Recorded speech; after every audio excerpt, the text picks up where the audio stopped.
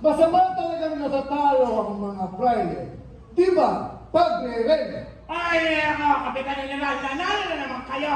Akala ba ninyo namumulot lamang ng kwalta ang mga praile? Ang mga idyo ay marunong magtumawag ngayon! Simon, nais mo makipaglaro sa amin. Abay, sige.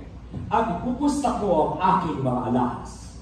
Ngunit kayo'y magbabayad ng mga panalangin, kawang-gawa at kabutihan. Sa ngayon ay wala ko na sa isip ko, hindi ang maipon ang mga masasamang taong nagkalat sa daigdig.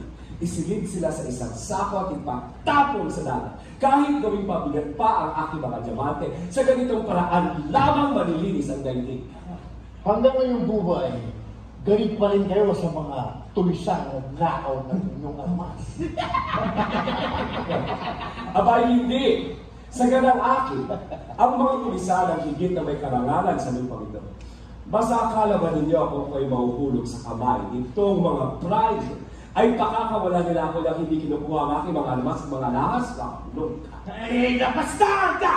Ang kasamaan ng hindi pagkakaroon ng mga tulisan nasa mundo kung hindi mga tulisan nasa loob ng lungsod. Mga tulisan, gaya mo! Mga tulisan gaya at kaya natin lahat. Magtaparan nga tayo.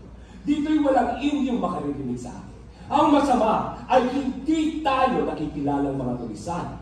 Ngunit sa araw na tayo makilalang mga tulisan, magsipag-akyat sa mga bundok, maliligtas na ang tayo. Mga pangungusap ng isang pilibuster. Si Padre C! Sergio! Itigil na ang pagtatalo. Itigil na ang pagsusugat. Mas marami pa akong mas importanteng gagawin.